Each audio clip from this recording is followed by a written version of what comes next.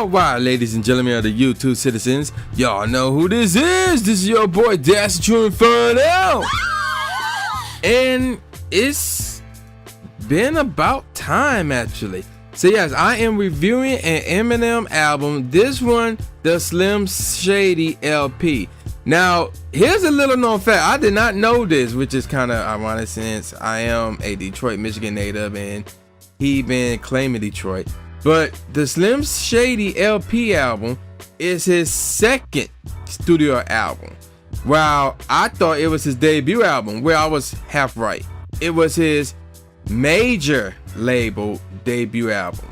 So, because in case you're wondering what was his actual first debut album, it was an album called Inferno, which was released under Reb, I believe it was Reb Entertainment, something like that. And I had not heard of that one. I did not know. I had no clue that existed until now. So yeah, there you go with that. But moving on to the Slim Shady LP, this album dropped February 23rd, 1999. And at this point, I believe I was a freshman. Yes, I was a freshman in high school. Anyway, this album was recorded from 1997 up to 1998. And this was done in Studio 8, which was located in Ferndale, Michigan, and it was under Aftermath and obviously Interscope Records, and again Reb, I believe it's Reb Entertainment. Yes, Reb Entertainment. And the producers involved with this album are Dr. Dre, who was also executive producer, Eminem, Mark and Jeff Bass, who are also executive producers, and Mailman. So it might be my Mel, M-E-L. Alright, so there you go with that. This album was met with both critical and commercial success. Critics praised Eminem for his unique lyrical style, and the record debuted at number 2 on the US Billboard 200 chart behind TLC's Fan Mail, with 283,000 copies sold in its opening week. So yeah, there you go with that. Now let me see about the charts for this album, and I'm gonna let you guys know right here, right now. This is a big time mainstream artist here, so expect a lot of information on this album. Now, this album was number 2, or peaked at number 2 on the Billboard 200. I think I have to say that way actually. It was 49th in the ARIA charts, which is out in Australia. It was 7th in the Ultra Top 50 charts, which is out in Belgium. 9th in the Canadian album charts. Okay, y'all know where that's at, obviously. 52nd in the, oh my gosh, we're gonna call that the French charts. It was 51st on the what did I say? GFK Entertainment charts, which is out in Germany. 39th in the Oricon charts, which is in Japan. 23rd in the official New Zealand music charts. Y'all know where that's at. 25th on the Swiss Hit Parade. Y'all know where that at. And 10th in the UK album chart. So ironically, there's no other charts listed here. That's kind of interesting. Let's see if there's more charts anywhere else. Actually, there are. Oh my gosh. Okay then. I believe I said, yeah, it was 7, because there's another Belgium chart that it peaked at 27th rather on the Wallonia Belgium album charts. The first round name was the Flanders Belgium album charts. Moving on down this list, did I mention Irish? No, I did not. It was 22nd on the Irish album charts, 12th on the Austrian album charts. Yeah. Moving on, Dutch, it was 20th out there in the Dutch album charts. Let's see, Norwegian album charts, it peaked at 25th. I believe I mentioned Sweden. No, I did not mention Sweden. Swedish album charts, it was 40th. Here we go. UK R&B album charts, it was number 1. I don't know about this being a R&B album, but anywho, it was also number 1 on the US Billboard R&B / hip hop album charts, much better, and number 3 on the US Billboard catalog album charts. Now, by the end of the year, it was 54th on the US Billboard Top 200 charts. Now, let's take a look at the certifications. So in Australia, it was platinum, selling over 70,000 copies. In Canada, it was double platinum, selling over 200,000 copies. In the Netherlands, it was gold, selling around 50,000 copies. New Zealand, New Zealand, I can never say that right. It was platinum, selling at around 15,000 copies. South Africa and Switzerland, it was gold. In South Africa, it sold around 20,000, and in Switzerland, it sold around 25,000. In the UK, it was triple platinum. Wow, they got an exact number here, selling at 976,141 copies.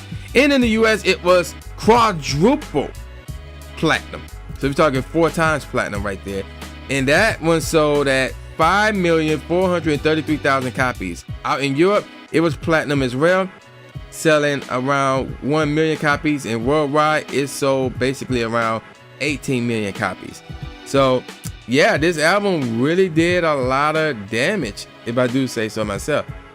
Chart rise, though, is very interesting because as far as chart rise, oh my gosh, he made chart rise. He made a lot of good albums, though. It's kind of hard to pick which one was his best one. Oh my gosh, I haven't even heard every single Eminem album. Obviously, I have not heard Infinite. I do got the Slim Shady LP.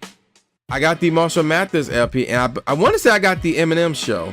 I think I do, and I think I got Encore, and I think I heard Relapse, but I have not heard Recovery nor the Marshall Mathers LP 2, which was his last album. And of course, I got the 8 Mile, which is a compilation album or a soundtrack album. But let's get back on topic here, shall we? Let's now look at the tracks. There's 20 tracks. Now, if you got the original joint, I believe that's what I got. There's 20 tracks.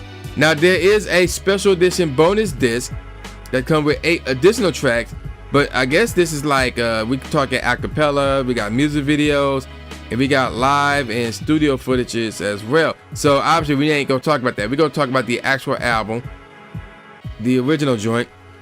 And again, there's 20 tracks. However, there are a grand total of 6 skits. I crap you not. So let me double check that. 1, 2, 3, 4, 5, 6. Yes, there are 6 skits, meaning there's 14 tracks that are actual songs, meaning I can only give you a top 3, not a top 5. So it just missed out by 1 track.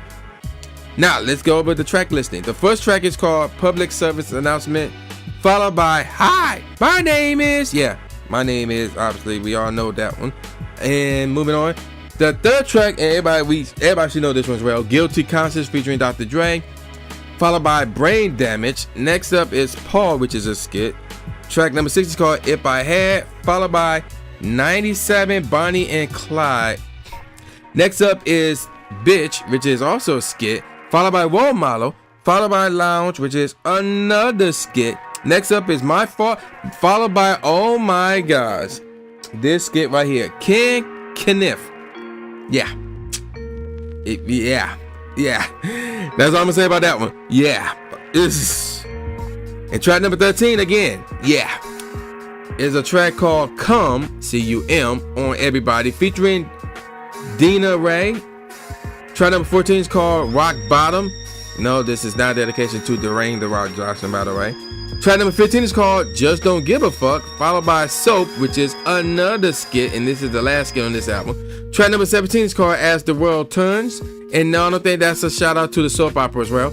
Track number 18 is called I'm Shady, followed by Bad Meets Evil. So before the mixtape slash album, whatever it is you want to call it, it was an actual song, and just like the mixtape slash album, this song features Royce the 5'9", and track number 20 is called Still Don't Give a Fuck. So I'm not sure that's like a sequel to Just Don't Give a Fuck, but more than likely it is. But anywho, now there are a grand total of 4 I had no clue there was 4. No, I take that back.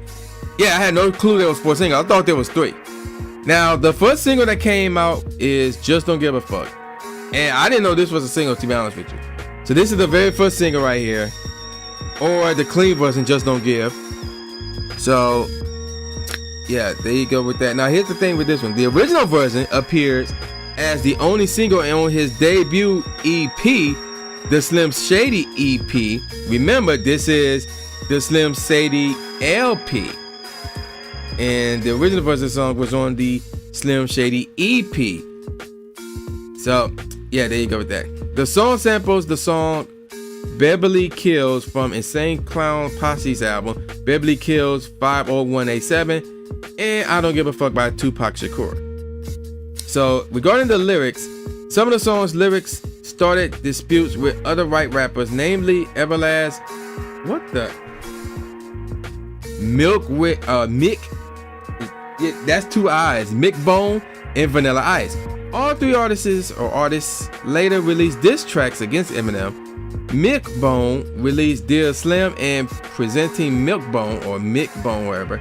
We could call him Milk Bone. And Vanilla Ice released Exhale and Hip Hop Rules, both from his album Bipolar, which came out 2001.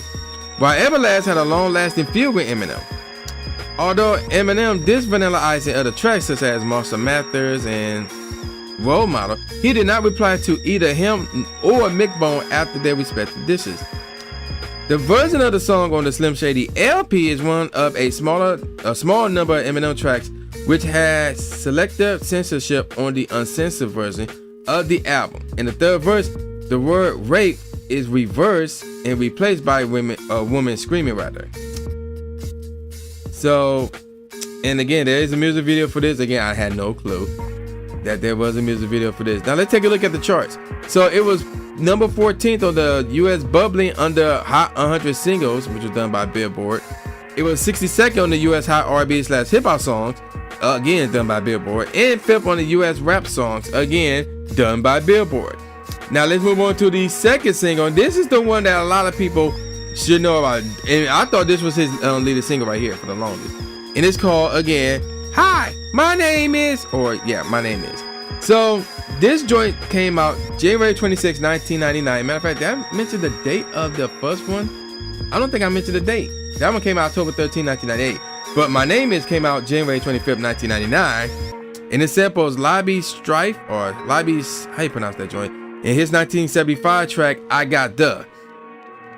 The song was ranked at number 26 on VH1's 100 Greatest Songs of the 90s. My Name Is was also ranked 6 on Q's magazine's 1001 Best Songs Ever. And the song was placed at number 39 by Rolling Stone on their list of 100 Greatest Hip Hop Songs of All Time in April 2016. The recording garnered Eminem his first Grammy Award for Best Rap Solo Performance at the 42nd Grammy Awards in 2000. So, yeah, there you go. That a lot of background info on this track. I'm not going to get into it. And obviously, there's a music video for this as well. Now, there was a bit of controversy with this track. So check this out. Eminem's mom, Debbie Mathers, filed a $10 million slander lawsuit against her own son for insinuating that she does or did drugs in the lyrics. And here's the quote or the lyrics in the song. 99% of my life I was lied to. I just found out my mom does more dope than I do. Eminem also berates his mother in the third verse of the song with the lyrics, and I quote, when I was little I used to get so hungry I would grow fists. How you gonna breastfeed me, mom? You ain't got no tits. Y'all remember those lyrics. Debbie stated in her 2008 book, My Son Marshall, My Son Eminem, this line was horrible and upsetting because I contracted toxemia blood poisoning when I gave birth to him and hasn't been able to breastfeed. So that's interesting. Now, the charts. Oh my gosh, the charts. 13th out in Australia, 24th in Austria, 33rd in Belgium, 38th in Canada, 68th in France, 37th in Germany, 4th in Ireland, 12th in the Netherlands, 4th in New Zealand, 8th in Norway, 16th in Sweden, 29th in Switzerland, 2nd in UK singles, 36th in the US Billboard Hot 100, 37th in the US alternate songs, 18th in the US Hot R&B/Hip Hop Songs, 10th in the US Rap Songs, 29th on US Pop Songs. Okay, so yeah, there you go with Hi My Name, or why I keep saying Hi, My Name Is. Now, moving on to the third single off of this album called Role Model. I seen this music video once, and that was it. So this single came out May 26, 1999, and there was a music video for this song, and it was heavily censored. So here's the content. So basically, Eminem claimed the song is essentially about suicide, which may be mocking his own experiences in 1996. During the song, he also mocks unsuitable role models who people will mimic regardless of the things they do. Eminem makes fun of cannabis claim that he ghostwrites LL Cool J's raps by jokingly accusing Cannabis of not writing his own raps. The radio edit goes further into this situation with the line, 6 mics in the source, they borrowed one from LL's arm. In the song, Eminem raps, some people only see that I'm right, ignoring skill, cause I stand out like a green hat with an orange bill. But I don't get pissed, y'all don't even see through the mist. How the fuck can I be right? I don't even exist. Mentioning early controversies as he struggled to gain notice in a predominantly African-American industry that, among most in the industry, spend most of their time smoking blunts according to their raps. The idea behind it is that if they smoked that much weed, then they couldn't see him because he camouflaged in with the smoke, which is pretty cool. Role Model also addressed controversies against Hillary Clinton, who Eminem claims, and I quote, tried to slap me and called me a pervert. I whipped her fucking tonsils out and fed her sherbet. And Cage, not Johnny Cage, but a rapper named Cage. I don't even know who that is. But anywho, so basically he referenced Cage in the line, cause when I drop this solo shit, it's over with. I bought Cage tape, opened it dubbed over it rather. And again, there's a music video for this. I've seen it only one time, and it only made one chart. US bubbling under R&B/hip hop singles, peaking at number 11. Now, the 4th single off this album, again, this is another single that everybody should know about, Guilty Conscience featuring Dr. Dre. This one came out June 8, 1999. That's interesting. The song samples I Will Follow Him by Lil Peggy March, but the interesting part was, wait, what? Okay, something right here, because I'm reading this. It said this was his 3rd and final single. I'm like, no, this is the 4th single. What are they talking about here? But anywho, I ain't gonna get into it because again, this is a lot of information. So, anywho, Guilty Conscience was mentioned in another Eminem song, The Way I Am. Oh yeah, y'all remember that song? In which one of the lyrics in the song say that Guilty Conscience received poor responses, and he quotes from the song, "Oh, it's his lyrical content. The song Guilty Conscience had gotten such rotten responses." So, everybody should know the plot of the song, basically. And again, there's a music video, and again, there were some lawsuits. So, in September 2003, 70-year-old widow Harleen Stern filed suit against Eminem and Dr. Dre on the grounds that Guilty Conscience contains an unauthorized sample of Pigs Go Home, composed for the film Getting Straight by her husband, Ronald Stern, who died in 1988. Although the album's liner notes state that the song contains an interpolation of Pigs Go Home, Stern is not credited as a composer, and his wife was not paid royalties for use of the song. The lawsuit requested for 5% of the retail list price of 90% of the this was a typo, of all copies of the record sold in America, and 2.5% of the retail price of 90% of the copies of the album sold internationally. Wow, okay. Now there was another lawsuit. I need to look that up as well. Now let's check out the charts. Not bad here. 97 out in French, 40th out in Germany, 12th in Ireland, 21st in the Netherlands, 25th in Sweden.